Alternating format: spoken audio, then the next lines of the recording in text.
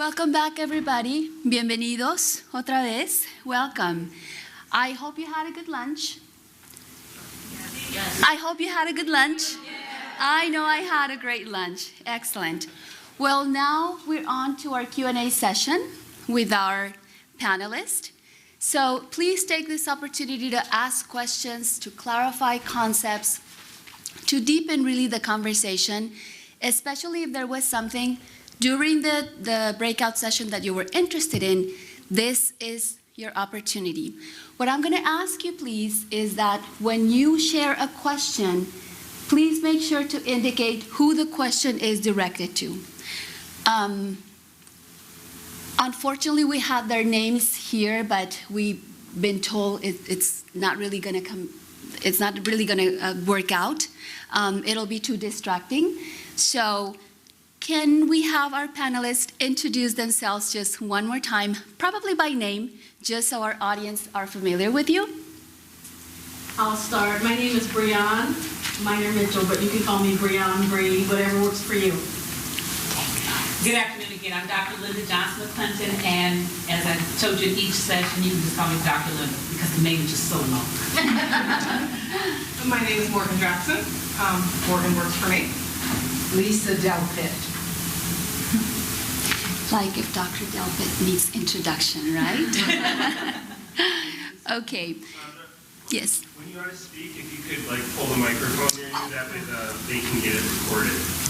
Penny, would it hurt the filming to raise the lights in the house a little bit? Yeah, I think that's probably. We had them up earlier, so we pull the lights in a little bit.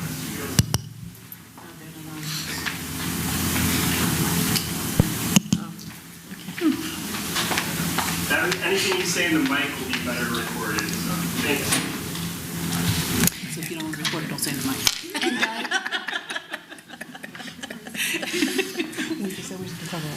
If you don't want them. One more thing, we have our mic managers around the room. So those of you who want to pose a question, please just raise your hand, and Adele and or Nate, our mic managers, will come to you. Let's. All right. So let's get this started. Who would like to pose the first question, and to who? Hi, my name's Miranda. I had a question for Morgan.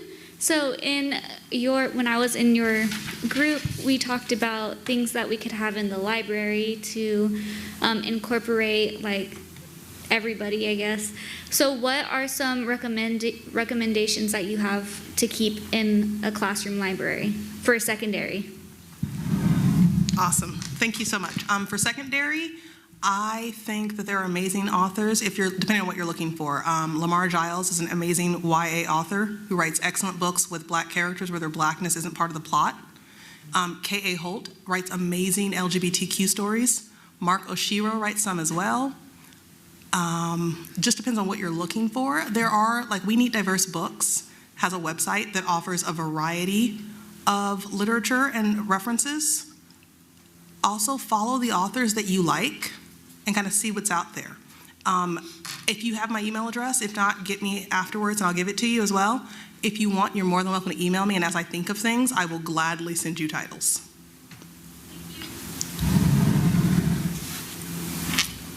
Thank you.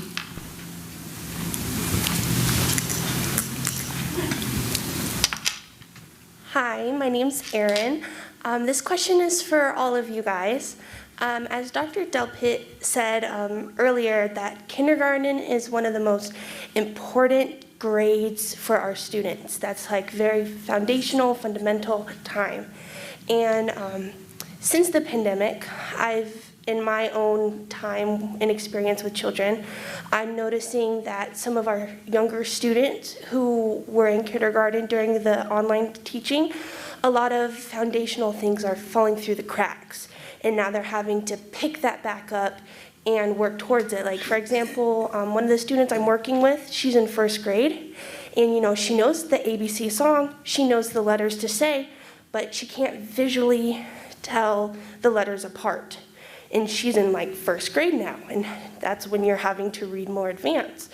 So how would you guys say, as teachers, we would be able to, you know, pick up these pieces and teach them these things that they need to know while still being on track for the grade level they're in?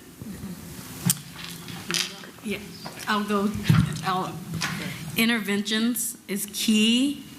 So of course you're going to continue with tier 1, but when you go into small group, that's when you are looking at the deficits of where kids are, and you are really being strategic in how you are teaching so that they're not falling behind, but you're also picking them back up and you're supporting them. So interventions is key for that.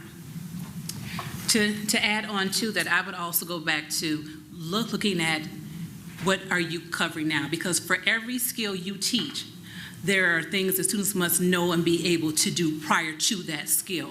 So as you're working in your small groups, let's say if you're working on the letter B, the sound shape, whatever it is, you know, identify what is that the student must know and be able to do. So before I can make the sound, I have to recognize, if I'm going to recognize not just visually, how am I using my tactile skills building into that? So when we talk about the phonics and phonemic awareness language, what are the key components, the foundational pieces that are needed prior to getting to that? Because as you build that piece in, you're also able to hit the current skills that you are expected to cover within your grade level. I'm going to go with two things. One, the exposure and opportunity to see those things, not just when it comes to the reading, but where are those letters posted around the room? How are you using them? Are they lining up by letter, first letter of their name?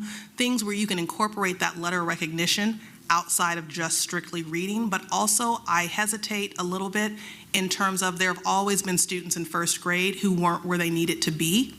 And the idea that this is just a pandemic problem is slightly problematic in the terms of there are students in any grade who aren't quite where they need to be. So how are we scaffolding that in general in terms of making sure that we're not leaving behind students, which I think has been more of a problem that we're now starting to kind of see the outcome of. So I don't necessarily just want to pose it as a pandemic problem.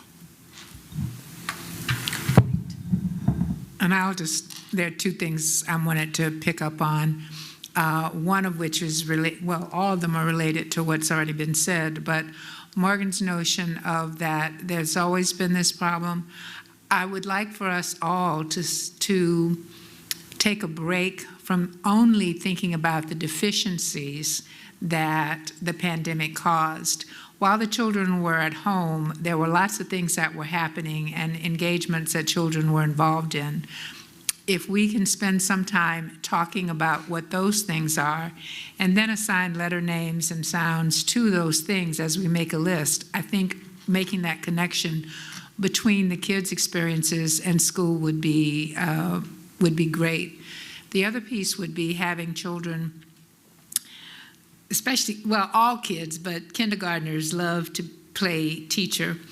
And if one child you've taught one child 2 or 3 letters, then let that child teach those 2 or 3 letters to someone else, because the teacher always learns more than the student, and the kids would feel engaged and empowered by that kind of activity as well.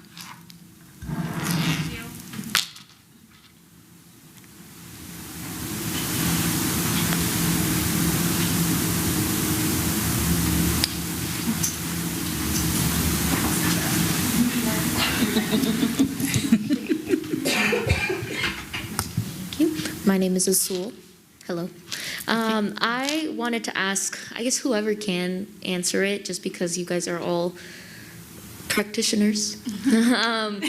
I want to talk about parent engagement and getting to know your students in secondary education, because I heard a lot about elementary education and like talking to parents and what are your students like? You know, who are them? But when you go to high school, especially in those like higher grades, well, sometimes parents don't even know their kids, and other times, you know, like they're viewed as a lot more independent. So I should be asking my kids like, well, who are you? Instead of their parents. So I just kind of like wanted to get some advice on like how to navigate that. Like, how do I get to know my students who are a little bit older that I don't really need to necessarily like go through parents to find out who they are?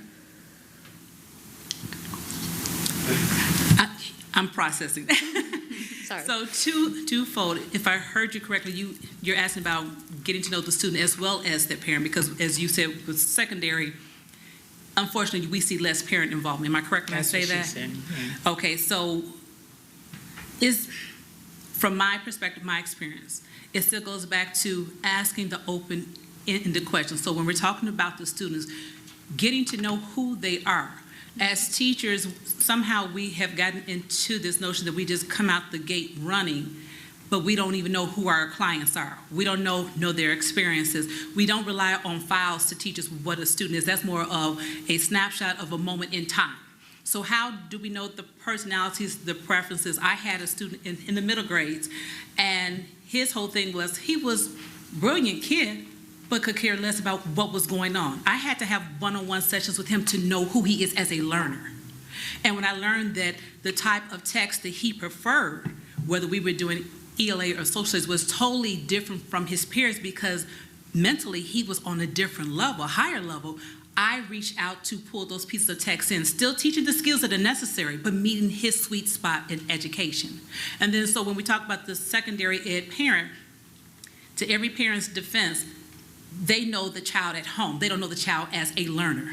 So you ask yourself, how can you build a space? How do you create a space to get parents involved? When my kids were in high school, especially the last one, it was more of I identified parents from kids who were in the same classes.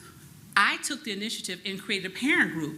And I said, well, let's just talk about what's going on. It's not to bash the teacher, but how do you know what's going on? What are you using? The teacher got involved, and all of a sudden we had this group of secondary ed parents that were talking about what does we see. We hear you, the instructor, what you're saying. We're going to tell you what we see on our end. How do you help bridge that gap? But it starts with the conversation. And for secondary ed parents, realistically, and I say we because I was one at one point, the kids are grown now, but we mistakenly assume our kids have got this. First of all, we haven't defined what this is. And lastly, we know that truly kids are developing. And we have to find out, well, how do we change our way of parenting and governing as it relates to the instructional pieces, keeping the conversations going. So my experience has been for secondary ed parents, they're willing to be involved, but it's more of, it's not like a monthly meeting and it's a stand and deliver piece. They want to be an interactive component. So when we look at what the state says as far as the family and community engagement, they talk about how is that you, the educator, regardless of your elementary, early childhood, secondary, how do you get the parents involved into your world? How do you educate them and empower them so they can take everything that you're doing and put it back into their home, because that helps with that home-school connection. That's an excellent question, and that was an excellent answer. And I'm going to add to that. I think as educators, the older the child gets, the less communication we have with the parents. And I think this is a perfect opportunity of re-engaging parents again. They do want to be a part of their child's life, but I think as kids get older, we change. And so some parents are trying to figure out how to navigate that change, and so they're not involved as much, and then their lives change too. Like my kids are older and I'm at work more, or things happen. But now as educators, it is our responsibility to engage with parents in a way that gets them back involved in their child's education again. And that just may start out with a conversation, but it also may push us to think outside the box. How do we get parents back into schools instead of when children are not behaving? How do we say, hey, kids are here, I need your help, parent, because you're a part of this as well. So it's really thinking outside the box and really being open and really being honest. I'm going to just add a little bit to that. I think it's also kind of identifying what the role of a parent looks like in secondary ed. Like what you're expecting that to look like. What you need from a parent differs at a secondary level than what you do at an elementary level. In terms of the first part of your question, I think the first and foremost part is you have to recognize that your students are people. Like that becomes like you have to see the humanity in them. Like yes, they're your English student or your math student, but they also have 5 other classes and extracurriculars and family lives, and you have to give room for the fact that they are people who experience all of the highs and lows that you experience, and giving them that that ability to feel those things. So a kid has an off day, have a conversation with them. What's going on? Like, you have to get to know them. I find that students care when they know that you care. So it's like, what are you doing to convey to your students that you care about them as a person, not as student number 47 in third period?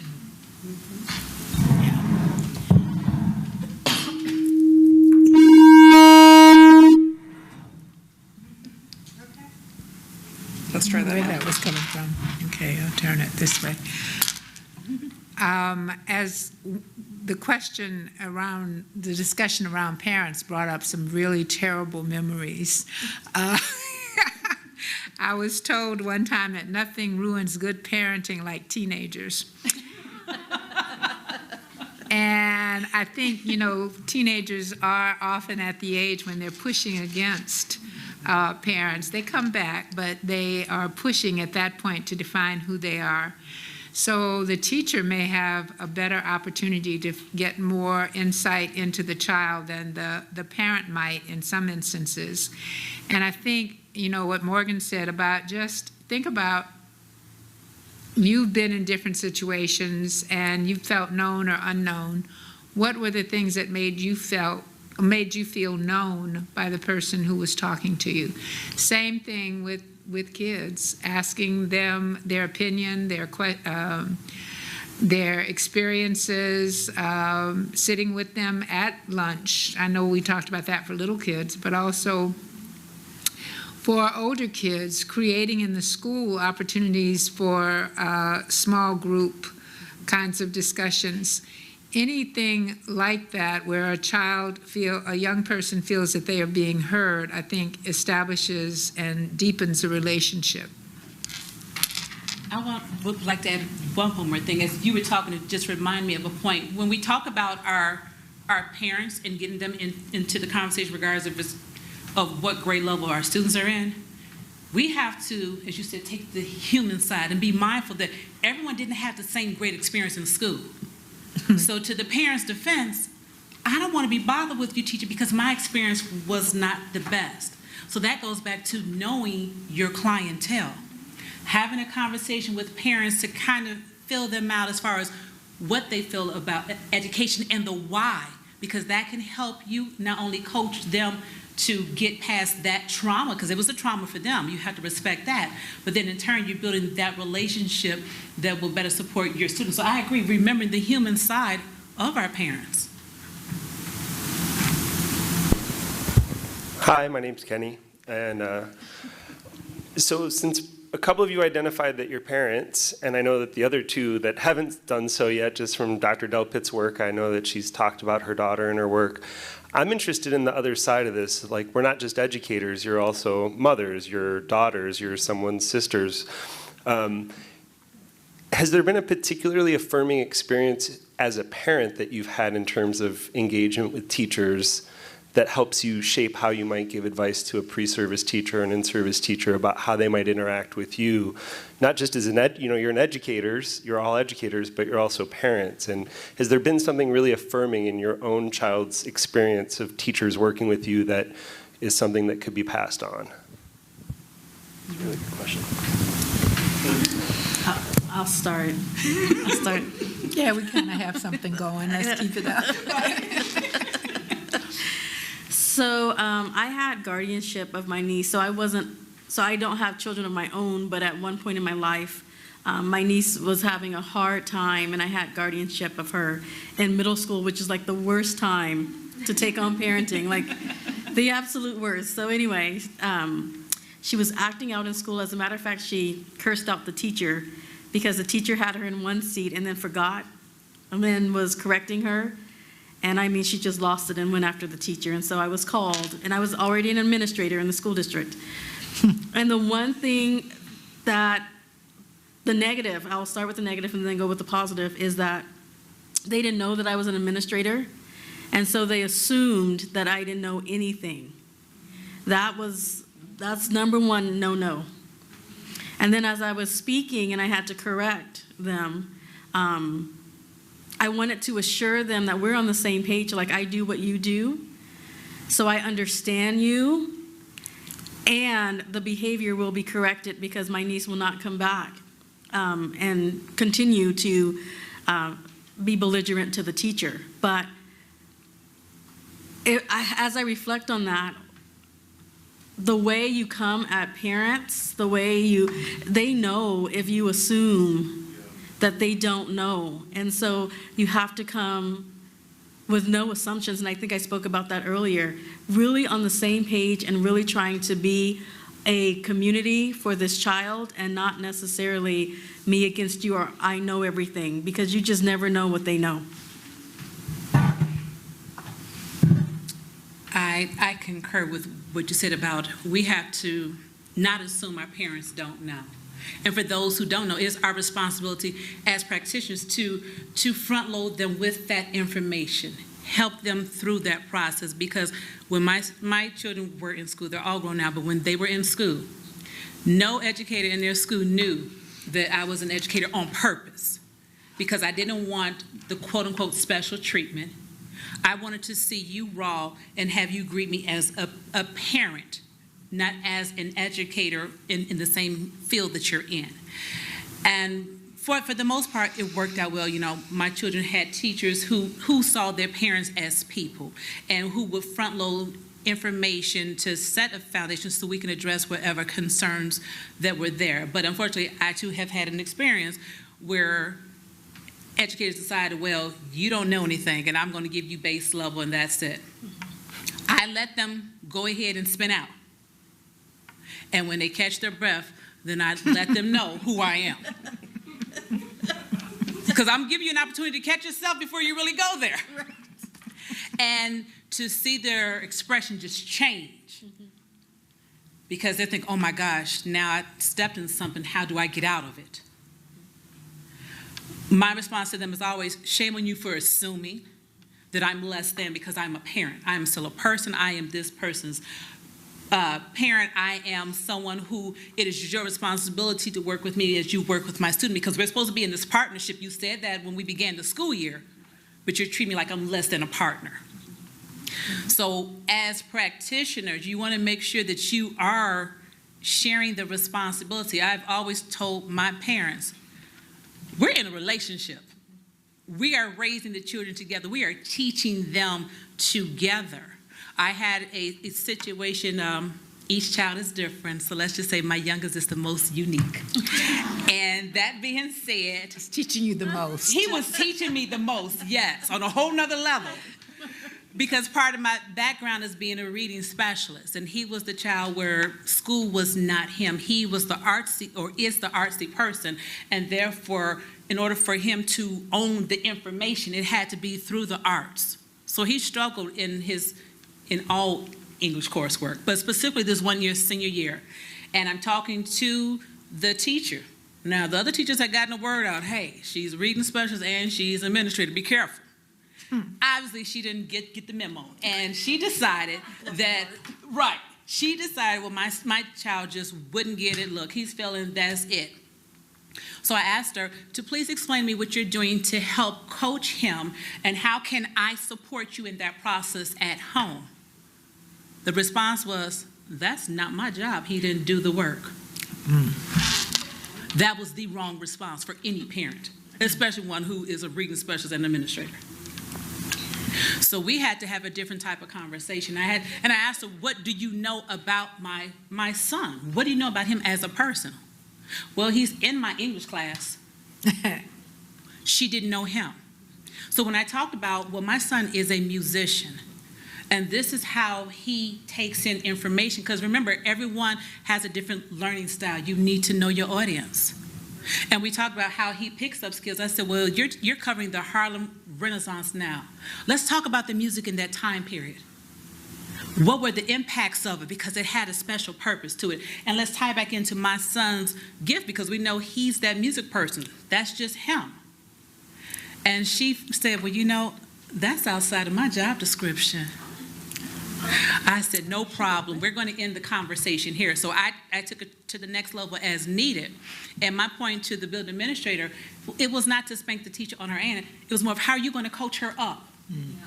Because if she's doing this to my child, yes, I'm an advocate, I could work with this on my end, but what about the parents who don't know their voice? So we want to make sure that we speak to our parents, to the human side. We coach them up. We make sure that they have the foundation and the knowledge. Because if we were in a different role, how many of us could walk into the role of a doctor in the emergency room and just take over? We would need someone to coach us. So let's have that same grace as we work with our parents. And that goes back to why I generally don't tell people I'm an educator. I want them to see Linda. Because that's how I expect you to respect me in whatever we're doing. But don't be like that, teacher. Don't. My kids are small. My kids are in 3rd and 5th grade, so I'm just now starting. Hopefully they'll make it to adults. We'll see. But I will say that for my kids, I interact with their teachers first through my students. Through my children. Sorry, I'm so used to talking about students, but through my children. I learn most of what I learn about their teachers from what my kids say about them when they come home. My daughter's current teacher, I hear all day, every day. Like, how do you know that? Well, because Miss Carrington wants us to not just know how to do it, but why we do it. And before I'd ever met the woman, I loved her. Because she was teaching my child not just a content, but she was teaching an educational philosophy. It's not about knowing the answer, it's about knowing why you go about this process and how you go through this process. And so I would say that a lot of times, our parents know us as teachers before they've ever met us because of how their students talk about us, because of how their students look at us or how they talk about the assignment they're doing in class and the way they respond to our names or what you did in English class and things of that nature. So I would say that a lot of times before we even meet the parents, we've made an impact. We've made a name for ourselves one way or the other. So you can't wait to open house to put on like your parent face. They already know everything there is to know about us, and they've come in prepared for that. To that end, as a teacher, I tend to say, like, they pay me to answer your questions. A lot of times my parents, and I do the same thing as a teacher or as a parent, like, I don't want to bother you. But I have to remind myself, like, that's part of the job. So I feel better when a teacher responds with, it's not a problem. Here's what I've noticed, like when they let me know that I'm not a burden to them, because even though I have a teacher hat, I feel vulnerable in my parent hat. And I don't want to rely on me as a teacher because I also know that I don't teach their demographic. I don't teach elementary school for a reason. Like, it is a reason why they didn't give me the babies. So I try to be mindful of that as a parent of like, what do I need to know? I can't know it all. So I appreciate when they interact with me from that place of, let's do this together. But also, like I said, my kids, I know everything I need to know. The parents, I had a teacher who, my son's extremely smart. And this child read Harry Potter in 2nd grade. And his teacher came up to him and said, are you sure that you took your time on your state test? And we're in the car, and I'm like, well, why did she say that? He goes, she said I finished too early. I said, okay, well, did you finish too early? He goes, well, it's supposed to take, it took me 29 minutes. And so I'm like, okay, well, how long is it supposed to take? Well, it's supposed to take 30. I was like, she's tripping over 30 seconds? But the part that got me was she'd also gotten a score, and he'd scored in the 99th percentile. So I immediately had an issue as a parent of like, wait a second, why are we pressing my child about how long it took him to take this test if he did well on it?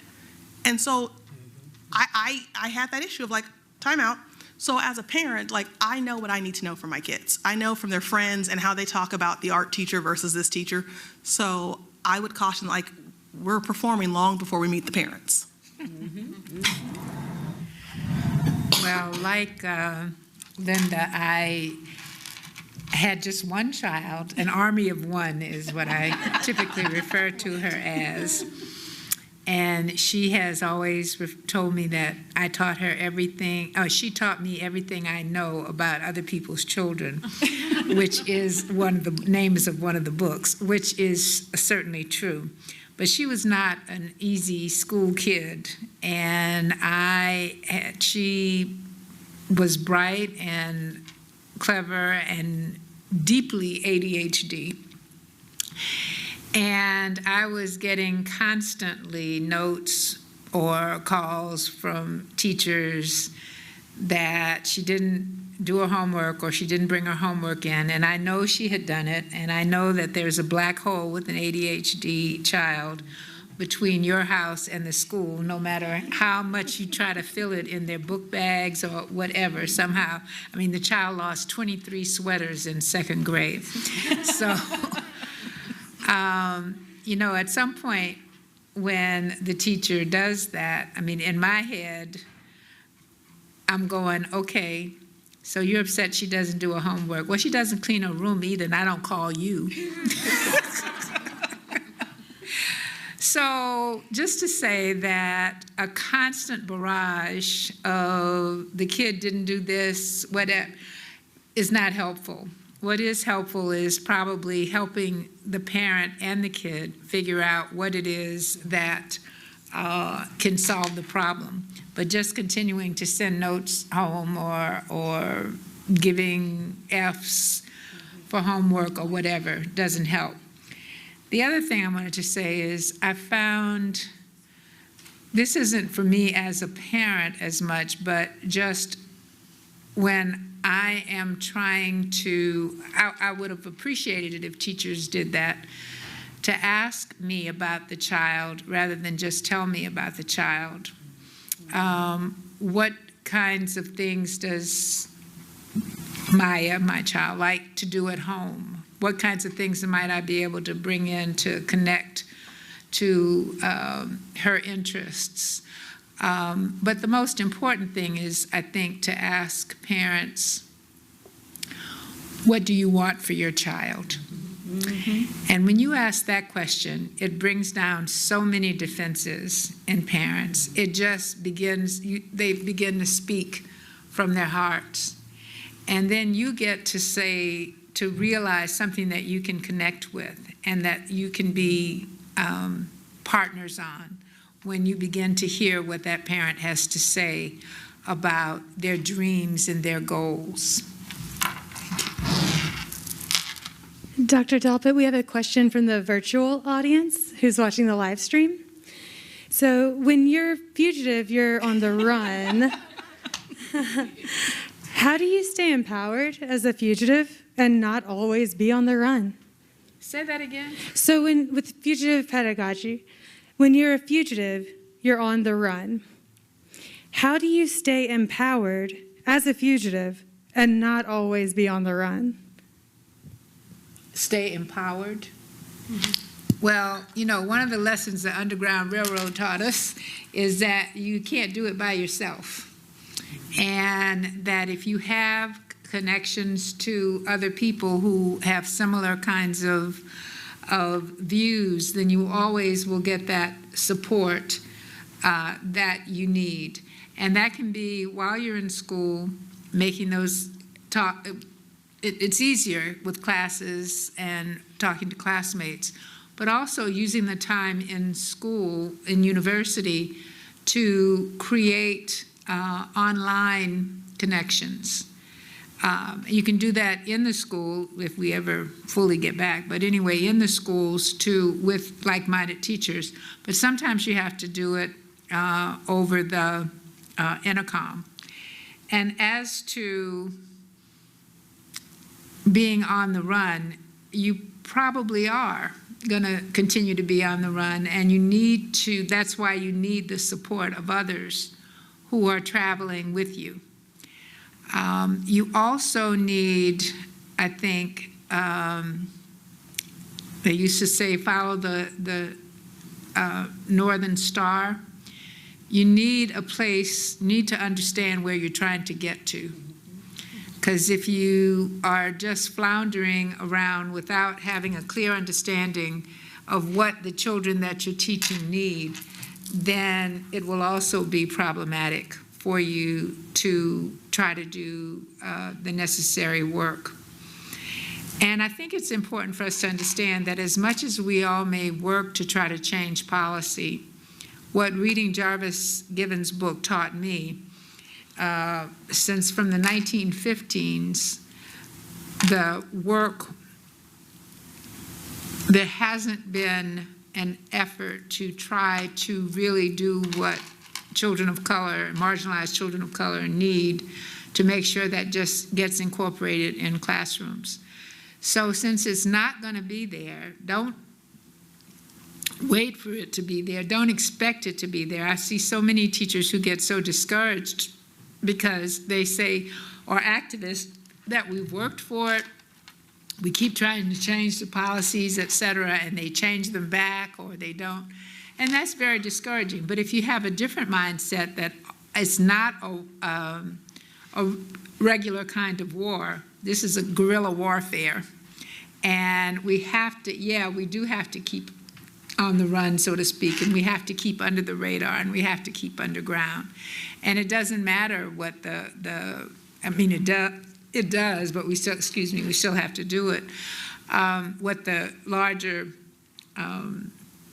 education system is trying to get you, is putting into the curriculum, we know that we're going to have to modify that and change it, and as someone said in my group, find the loopholes to be able to make sure that we can do what we need to do, and again, not get fired. Thanks.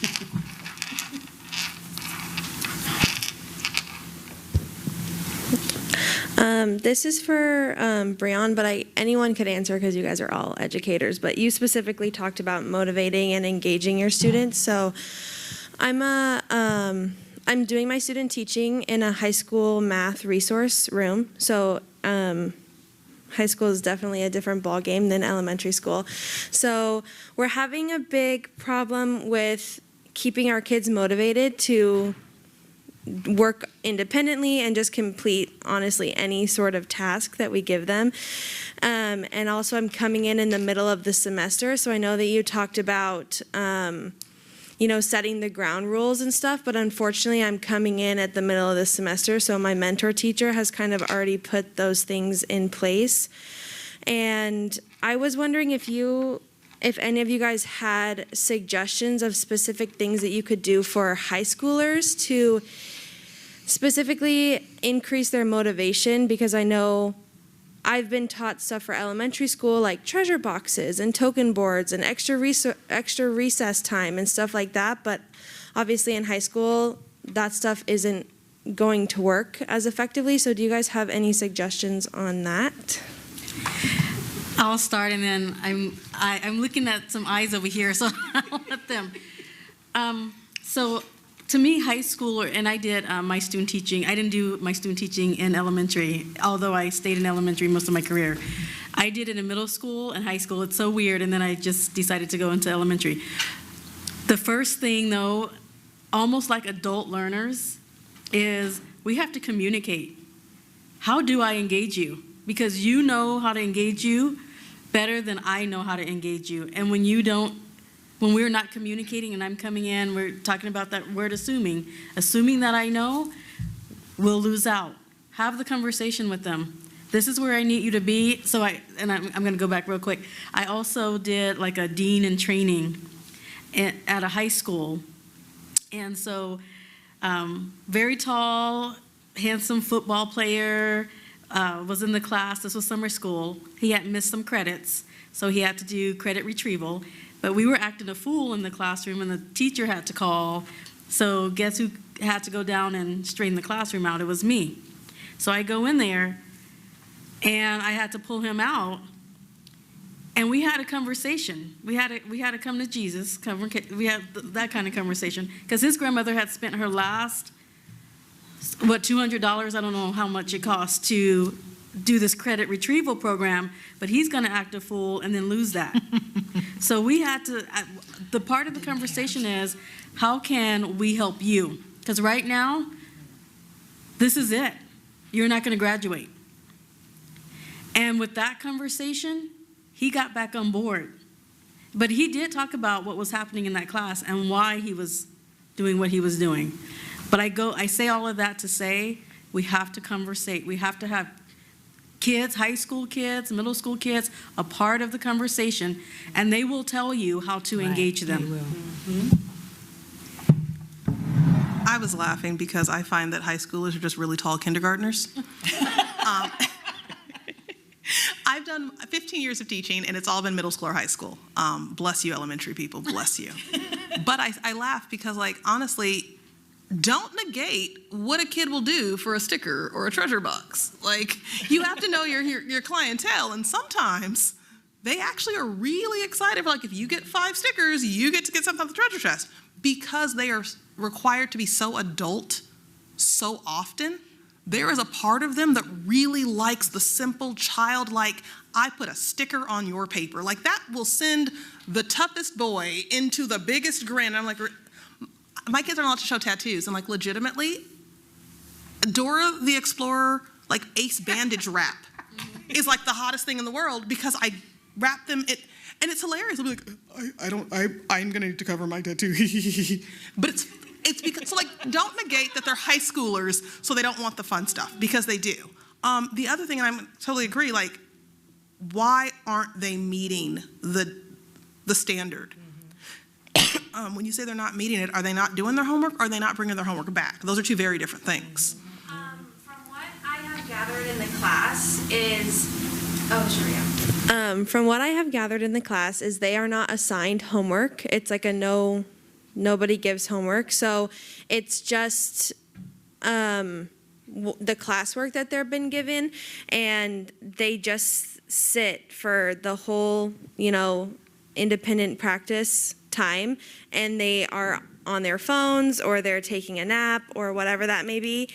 And my teacher says it's against policy to take phones away, so I don't know. He seems a little bit stressed, and I'm obviously coming into a new environment, so yeah, that's the current situation. I don't know the situation, I don't know the teacher, but it sounds like you got a lot more happening than students not doing the assignment. For sure. And not being funny. If I could sit somewhere and not do my work and scroll through Instagram, and my check still deposited into my account, I might be tempted to go in and scroll through Instagram. Like, For sure. I caution, we can't expect more of teenagers than we expect of adults. And so Okay. if your supervisor never walked in, and you never got an eval, and no one ever came by, and you didn't have to put grades in, a lot of the stuff we do wouldn't get done because nobody knows it's not getting. So Yeah. I'm not sure this is a student issue. Okay, I am taking the semester with kind of a grain of salt because of what I have observed. So I just wanted to see if you guys had any other suggestions, just to see, what you guys could come up with. But I do agree with you that it might not be a total student problem, but I was just wanted to ask. Yeah, related to this not being a student issue, one of the things that I think would be great to do is to take a look. I know this isn't your classroom, but to take a look at the slide that I showed that had the culturally affirming instruction, the curricular matter in the middle, and then 4 quadrants related to the student's cultural legacy, of value outside the classroom, connected to the students' lives, and I forget what. Are you showing her the picture? How do you get all these things? I know you were showing everybody down all the stuff I talked about. But anyway, if that were going on, it is my guess that the students would be a lot more engaged in what you were doing. One of the things that I found that, well, humans, not just high school students, but humans are very reluctant to engage in something that doesn't make sense and doesn't have a value. And if they don't view it, if the only value is the teacher thinks we should do this, then that is absolutely not going to inspire anybody to get engaged. So as a student teacher, what I would suggest is that you look at that and you spend some time thinking about how it could have been done differently. And then when you get in your class, you'll have a lot more data to be able to build pedagogy. I just had a follow-up question because I thought of it, but if you're noticing, I know, at least in my high school, they don't push into classes for special education, but for elementary school, the SPED teacher might push into the general education class and help with their caseload or whatever. If you see a teacher that is, not doing what they could possibly be doing to help support these kids and get the motivation and engagement, what would you do as a, another teacher? because you don't want to step on toes, but also that there could be more stuff done to increase engagement. What would you do in that scenario? I'm going to ask, in order to answer the question, I'm going to ask you a question. Who is your number one client? The students. So you have to be an advocate for them at all times. I had to have a hard conversation with an adult practitioner because the response was, well, the person in this district is not doing X, Y, and Z. And I asked them, how does that relate to what you are being held accountable for? What are the expectations? We're talking about the students not being engaged, and although you may be in a situation that you only have limited control over, what are you doing to control your amount of space with them? Because it sounds like you don't want to have the same practice or lack thereof that the other person has, but you have a job to do, and you're going to still be evaluated through your program. When I go into classrooms, I go in without the students even knowing my role, but I command the respect and the interaction. I don't raise my voice. We have a conversation. And you go in, you set the tone, and then if you're seeing teachers, because I've been in a situation where there is another adult there that's supposed to be the support team member in that classroom for a specific student, but which means that you're also servicing the other students around, and that person sits there. I have a conversation with that person. And it goes back to help me to, I see that you're here, that's great, that's so wonderful. Help me to understand what your role is in this so we can work together. So it's less threatening, but the bottom line, I'm asking you, why aren't you doing your job? Because you remember, the students can only do so much, so they're depending on you to be their advocate. So that's why I asked you, who is your number one client? Because that's the person who's depending on you to give your very best. Last 5 minutes. Oh, I was. So ask away. Go ahead. Go for it. Oh, real quick. I was just going to add one more. Yeah. Okay. I was just going to add, because I just had this conversation recently with my staff, and the conversation was, hey, what if we see something? And I told them, number one, you're going to see it as a fellow teacher before the principal sees it first. And if you let it happen, then you're taking responsibility for that as well.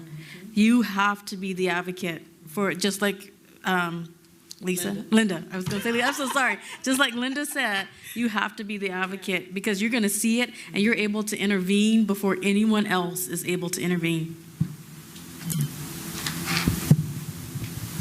Hi, I just wanted to say, first off, it's so amazing for me to see 4 beautiful black women up in a professional setting where we can talk about whatever we need to talk about, right? Because I rarely ever see that. So I would like to say it's very beautiful for me to see. My question, if there was one thing that you want us future teachers to convey to our kids, what is it? Because, we can teach them algebra, we can teach them science, whatever. 10, 15 years, they're not going to remember none of that.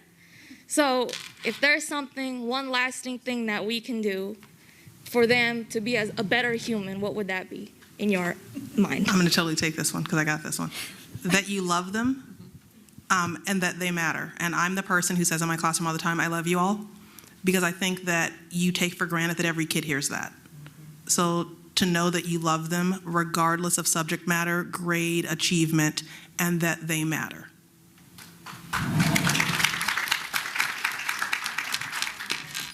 I support that response because my initial thought was to remind the children that you have a voice.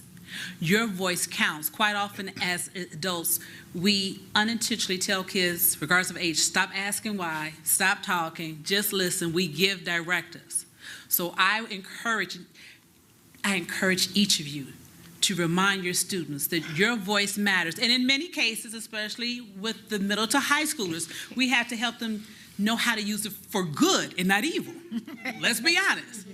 But we have to coach them in that process to be an advocate. The world in which we live finally supports children speaking up, going to speak against or for a policy to create an action of change.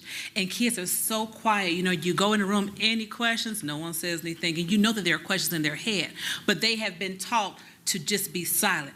So I would say teach the children how to use their voice to create the change. Yes, yes, yes. Wow. Go ahead. And I was just going to piggyback real quick on that, but also just with the change and the way things are and how kids are learning now and how they're engaging with their world now, not just that I believe in you right now, but I believe in what you're going to be even in the future, and I need you to see that also. I need you to believe in you also. And so that support, that's the one thing I would say to them too. Speak life. I think it's been said.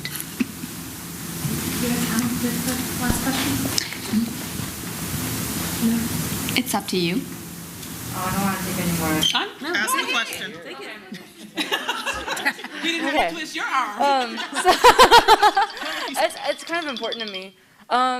So you guys are very, very powerful women that I see. Have you guys ever gone through like imposter syndrome or feeling that you're not doing enough? Because I know how that is in the educator fields, and I would just love to see how you guys handled it, because that's why you guys are here. I'm experiencing that now. About feeling you're not doing enough. Is that what I think that imposter syndrome, I mean, I think that anyone doing anything, like I feel it all the time. Like, are you sure there was no one else you wanted to do this?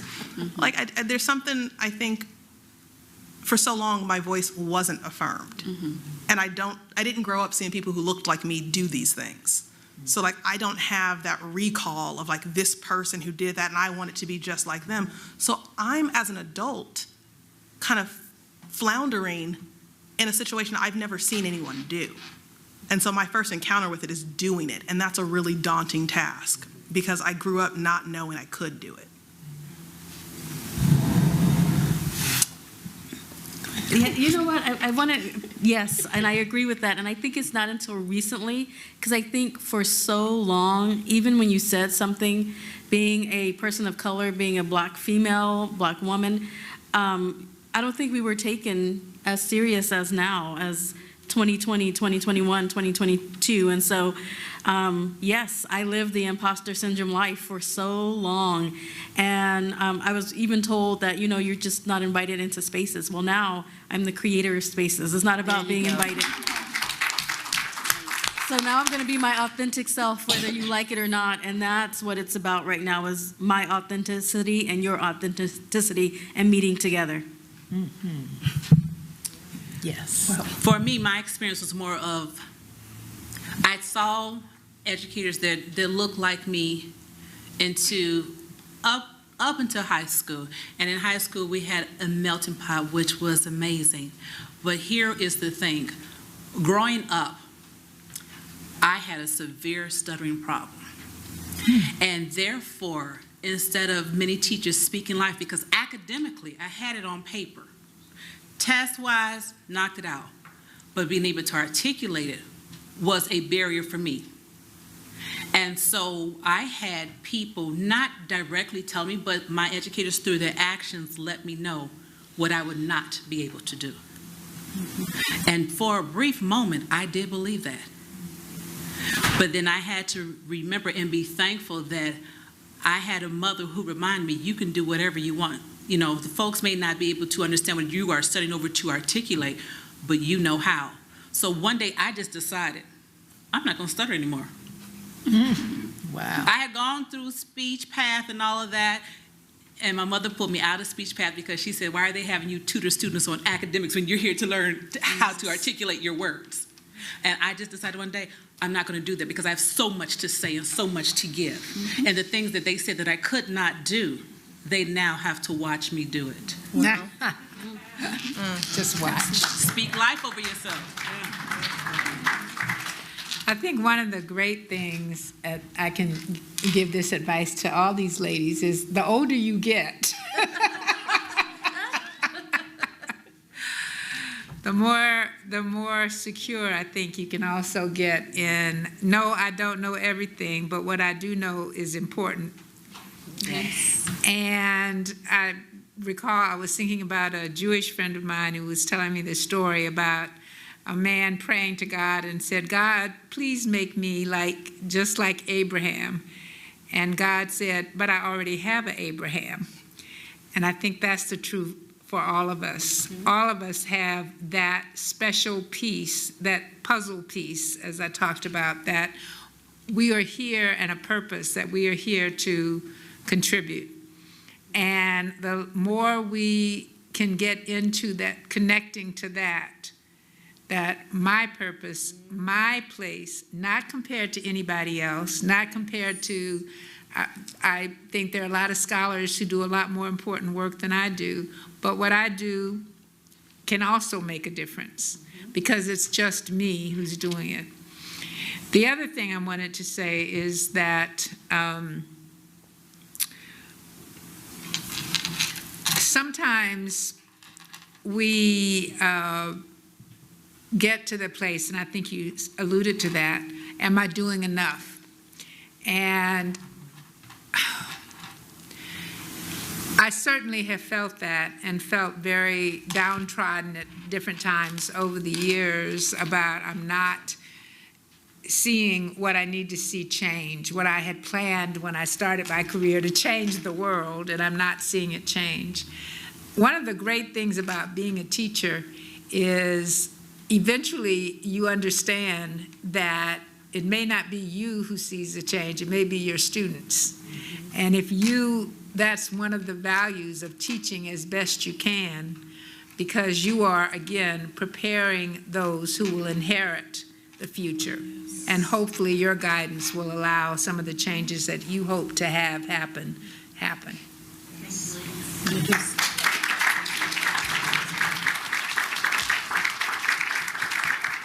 Unfortunately, our time is up. I wanted to ask a question, but I will ask it to Dr. Elisa personally. What we will do right now is, if our panelists would like to come back to the audience, it's just wrap up. And after that, the day doesn't end here, though, because the fun part begins just about in 5 minutes. So would you like to remain here? Would you like to... How long are we talking? 5 minutes. 5 minutes. I'll stay here. Okay, excellent. Okay, so first of all, thank you to all our facilitators for a wonderful and engaging conversation.